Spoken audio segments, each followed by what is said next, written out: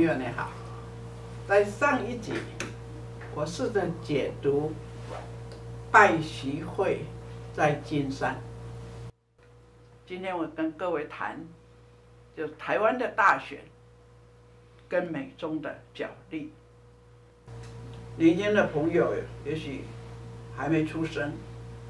1996年3月23日，是台湾有史以来第一次年满20岁居住在台湾的公民，可以用选票在5组正副总统候选人当中投下你神圣的一票，最后选出李登辉连战作为民选的第一任总统。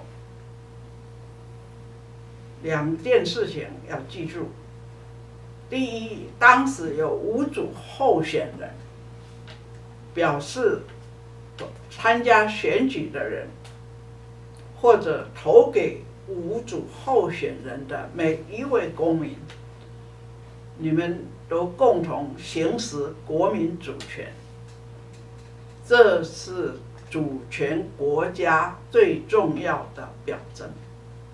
因此，1996年3月23号，公认为我们的国庆日，其实才是正途。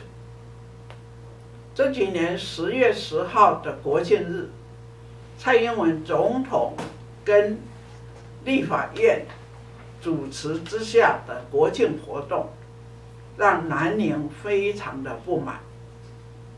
没有错，10月10号是中华民国在南京诞生的生日，所以这是中华民国的生日。请记住，1996年3月23号才是我们各党各派全民应该共同庆祝的国庆日。别再说台湾有没有主权独立，你可以就国号来互相争辩，但是那一天的中华民国宪法产生的李登辉总统，他是国民党籍的，19岁以前他是日本人，20岁以后他是中华民国的国民。本质上他生在台湾，长在台湾。1996年3月23号，有5组不同政党的候选人，也有全体的人民去投票。再没有比那一天更特殊、更周全，我们把它说是主权独立的日子，有什么不对？只是当时还是适用中华民国宪法。李登辉是国民党籍的台湾人，他依然把国号称作中华民国。蔡英文总统开始使用中华民国台湾作为国号，连续几年没有什么反对的声浪，所以他很巧妙的把我们的国号中华民国跟台湾结合在一起。一定还有人觉得不舒服，没关系，如果你真的那么爱中华民国，你就堂堂正正发起联合国欢迎中华民国进去。要不然你这么爱中华民国了，你到中国的时候一定要把国旗带去，你见到中国的官方人物，你就说你是中华民国的某某部长，你做不到啊！你只有在面对民进党的时候才讲中华民国，这样你还能做国家领导人吗？这是检验我们候选人的另外一个标准。我特别要讲的是，上一集花了时间点出今年的金山 APEC 会议拜习会，我个人的观察有2大特点。第一个，中国摆出我跟你美国平起平坐，东升西降，我代表东方，你美国只代表西方。全球化已经变成半球化，让美国不能独霸世界。美国当然不服，可是拜登的表现好像相当的温和。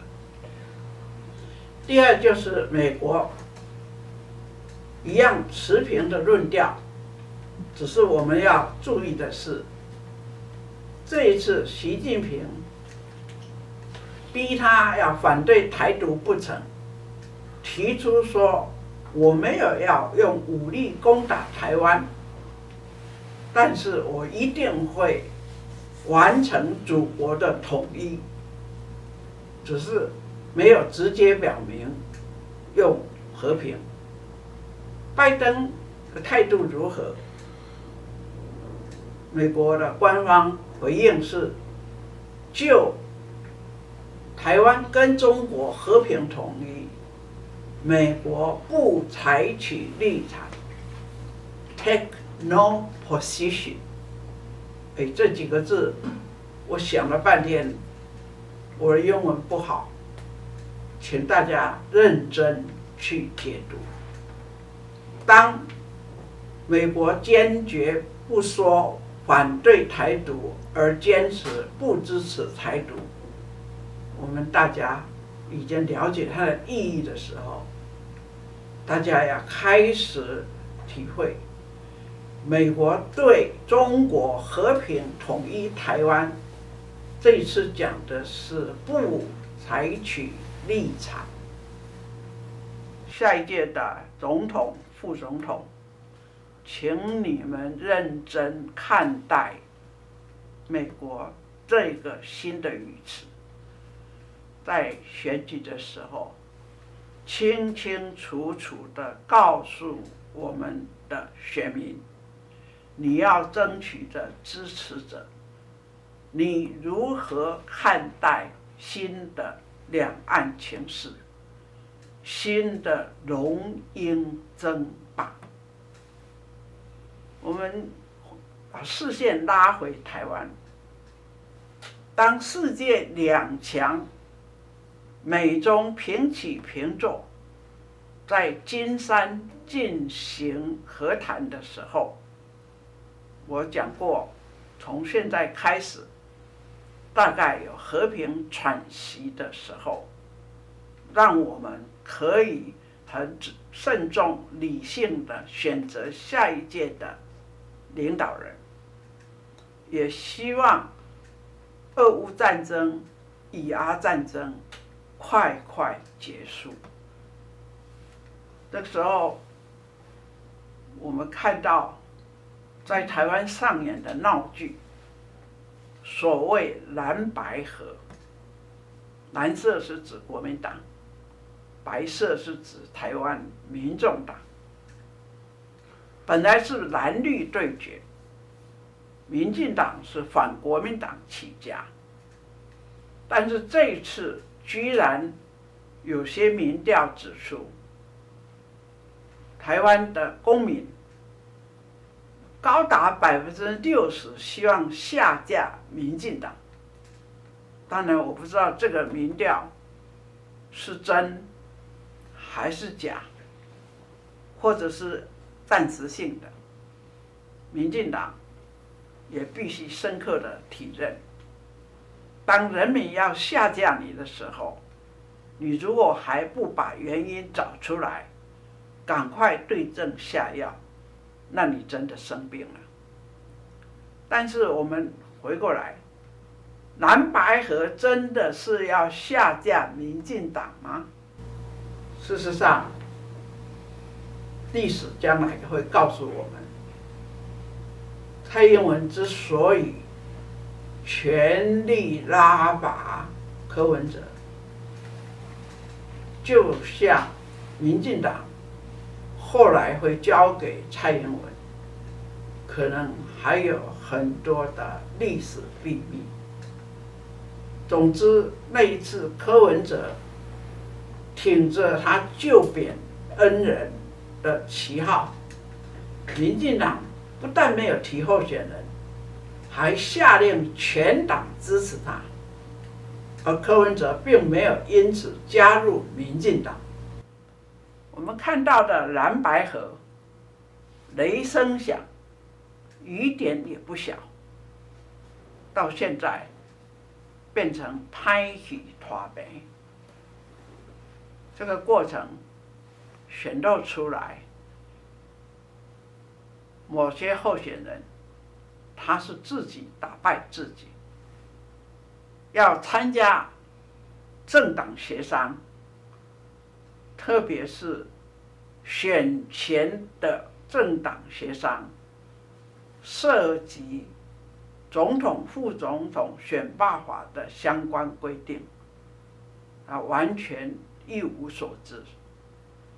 第二点，一个不平等的谈判，一个密室的谈判，签下的不是条约啦，媒体也不要乱用语词。条约是国家跟国家签订的合同才叫条约，政党跟政党顶多是协议啊。签出来的6点协议，一般人都看得懂，这非常的不对等，谈判也不对等。如果党主席，那就是朱立伦跟柯文哲2个人谈就好；如果是候选人的话，那就是侯友宜跟柯文哲谈就好。结果又冒出了前总统马英九，然后朱立伦加上侯友宜3-1，柯文哲一定认为虽千万人吾往矣。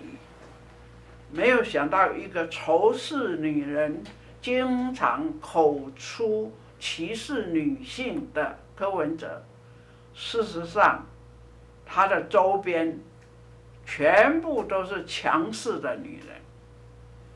在中国的古典宫廷剧里面，有一个历来都遵守的惯例，虽然不够男女平等，叫做后宫不许干政。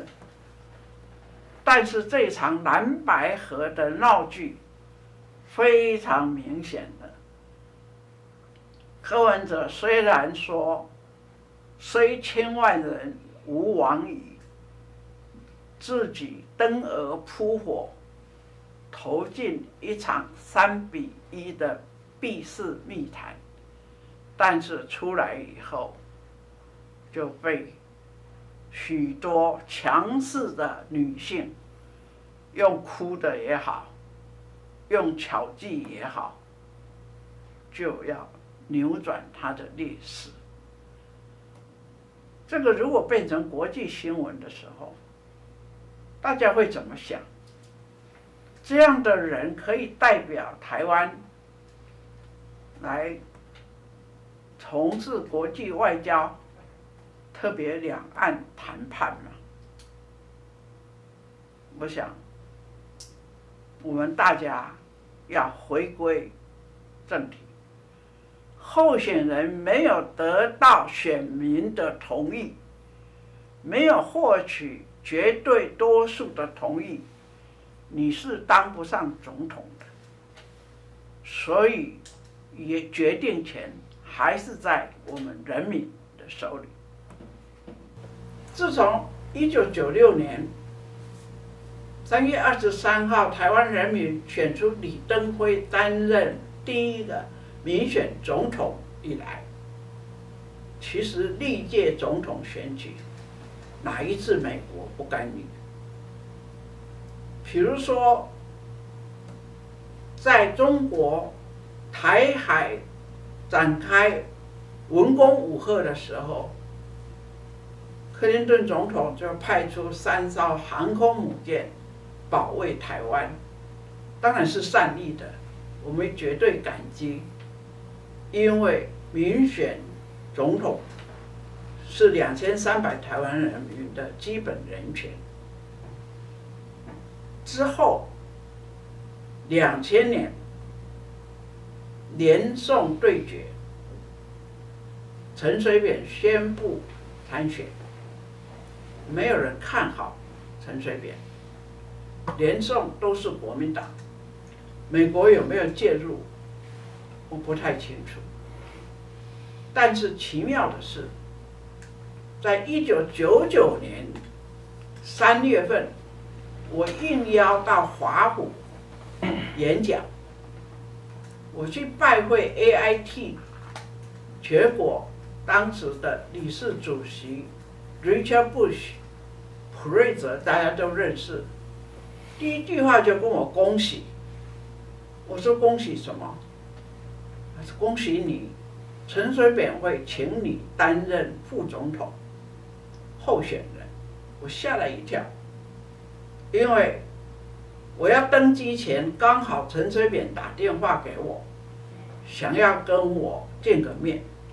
其实我跟陈水扁并不熟，我到立法院没多久，他就去当台北市长，我们没有任何私交。我不知道他要跟我谈什么，刚好我要启程到美国，没有想到我第一个被告知说陈水扁要找我搭档，居然是 AIT 的理事主席普瑞泽。后来2000年3月19号，那一天是3月18号投票，没有人相信陈水扁跟吕秀莲会用民主和平，没有流一滴血，让国民党和平转移政权。3月19号一大早，我们依例接受在台北的各国实验馆的道贺。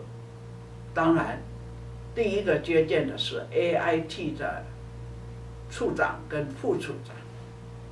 很多谈话我不便于讲，但是我很吃惊的听到一句话 ，AIT 当着我们的面要求陈总统一定要重用某一位人士。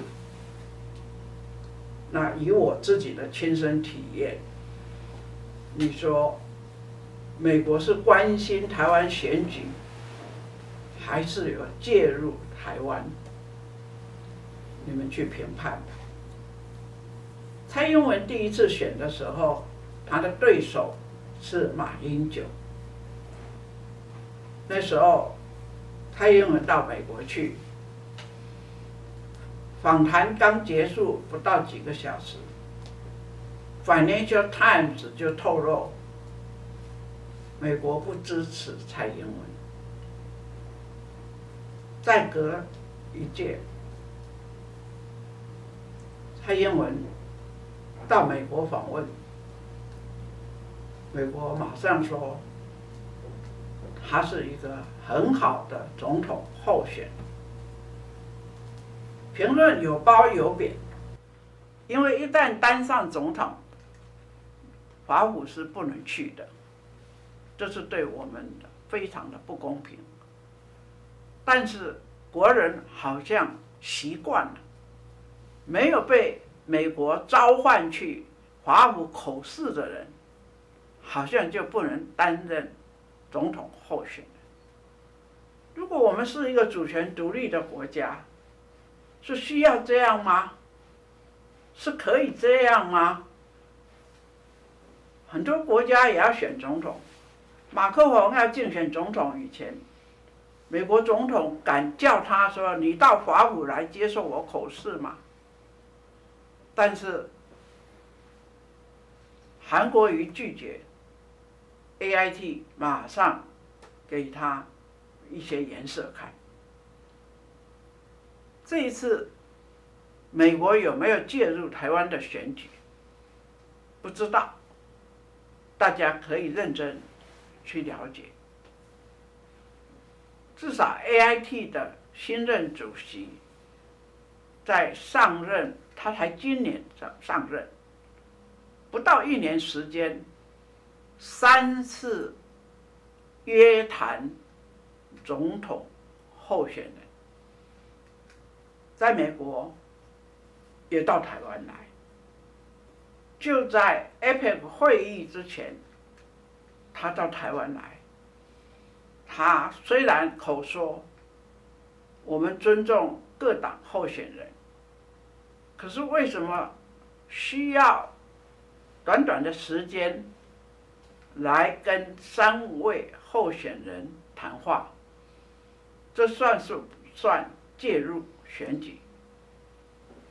尤其刚刚宣布的萧美琴副总统候选人，他跟美国的关系特别的深入，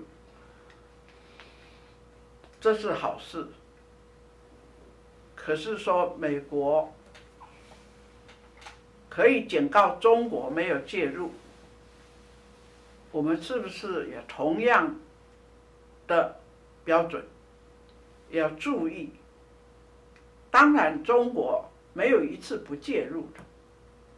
96年文攻武吓半年，如果不是美国介入，那一次可能台海就陷入战争，选举选不成。以后很明显的，中国透过台商，透过他们的大外宣，透过假民调、认知战，不断的投票。前几天，红色的商人还一定要在台北正式记者会公开表态挺某某人，这方面大家记忆犹新。所以我利用离投票更接近的时候，一方面不要忘掉中美关系已经平起平坐，中美两国如何对待台湾。事实上，我觉得蓝白合在进行的时候，其实党主席对党主席，候选人对候选人，怎么会突然冒出一个前任总统？柯文哲怎么会陷入一个智商157的自认天才？怎么愿意参加一个3:1完全不对称的暗示密谈？我想这里面还有很多的猫腻，没有证据，不能随便讲话。但是从现在开始，我们要纵观全局，因为中美两国在金山表示要和平共存，习近平也否认会在2027年对台动武，但是强调和平统一。你手中的这张票，在明年1月13号会发挥非常大的功效。投错的人，贻误了后代子孙的幸福。如何选对的人，不要今天就决定。我希望现在大众媒体或许都已经选边站，小众媒体应该发挥我才是国家主人的力量。我以一个退休的从政人物，以一位民主的拓荒者，很愿意跟大家寻找真正的正义，维护真正的和平，确保真正的民主。所以，我公开拜托大家，我们24号会确定哪些候选人。我原定是要跟大家一起来主办12月10号全国民间国事会议，但是最近看看蓝白合吵吵闹闹，以及拜习会已经进入另外一个新的美中关系，觉得等24号再确定候选人，再邀请他们12月10号，作业上显然来不及。因此，我请大家体谅，原定12月10号的全国民间国事会议，我们暂延。原则上，在选举结束、确认下一任总统领导人跟他520就职之间，大家来共同促成全国民间国事会议。在1月13号你决定投票以前，特别听了我今天跟上个礼拜的节目的时候，你想想中国对台政策、美国对台立场，以及各位候选人的真正主张，你希望他们给你怎样的答案？我今天呼吁，请你在我的脸书上，将你想要请问哪一位候选人的问题，或者你期待哪一位候选人当选，你的建议，写在我的脸书上面。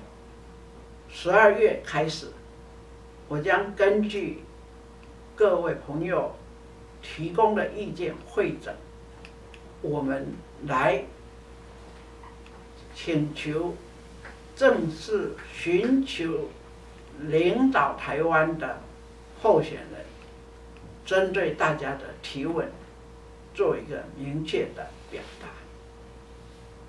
全国民间国事会议，请体谅作业上的困难，主要是因为候选人到目前只有一对确定，但是迟早我们要下一届的国家领导人认认真真的面对最新的情势演变。真正的国家主人是每一个投票的你我大家。我们要摆脱政党的束缚，用良心、用智慧来胜选下一届的国家领导人。谢谢。